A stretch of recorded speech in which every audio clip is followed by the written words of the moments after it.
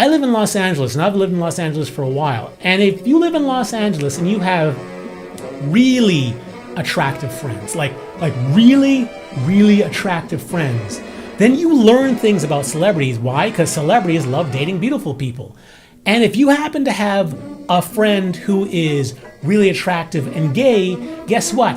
You learn a lot of things about the men in Hollywood. And I'll ask you this, Quincy Jones. Have you ever had sex with a man multiple times, and then as they're taking a shower, as they're singing in the shower, tell them that they had a beautiful voice? Are you bisexual? That shouldn't be a hard question, right? You have either had sex with men or you haven't. Okay, the role was very simple. I was at Warner Brothers Records, so I had this multimedia company. Had just started Vibe magazine, which was, Steve Ross said that he was getting heat for synergy and so forth, and they helped him to see what the other things, how we could mix things up. And I said, well, I've got a good idea for magazines. I don't know much about magazines. One of the reviewers from Entertainment Weekly, a music reviewer, sent a letter back to Gil Rogan, and he said, Quincy Jones, a hip-hop magazine with Time Warner. So what a ridiculous idea. And it worked. It's became the hip-hop magazine. That's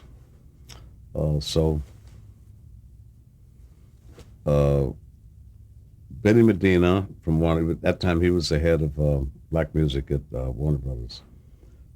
Evidently, Benny's parents left him when he was living in the ghetto, and Jack took him into his the apartment over the Beverly Hills apartment over the garage with his son Alan Elliott, right?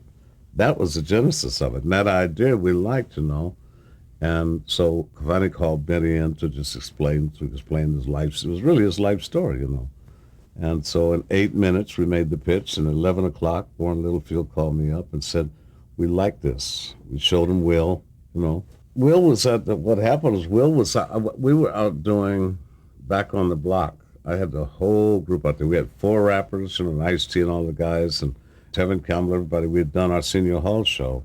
And while we were out there, Benny Medina came by to see the show, and I think Will asked him for directions or something, how to get to the forum. And he took his number, Talk to us about you being in the running before Will Smith for the Fresh Prince. I don't think people know about this story. Now, here's the deal, and here's how you got to look at it, right?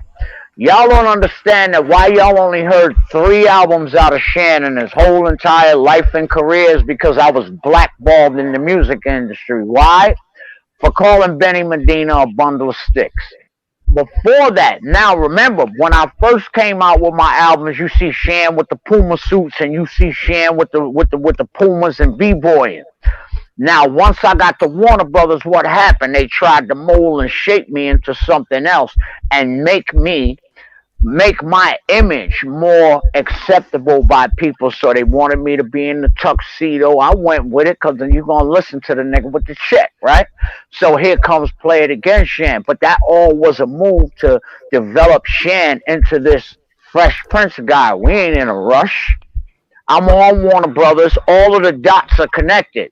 But they didn't connect the dots that I was from the projects, and I don't play that bullshit. And so from the time that I told Benny Medina what I said to him, my career went whoop, whoop, and I was up for that role. And it's not you know what I'm saying? It's not like I'm putting this out there just to try and, I'm telling my story. So if y'all don't want to hear my story, you want to get mad because I'm telling you what I know, that's your business. Because I know Benny Medina is that kind of dude.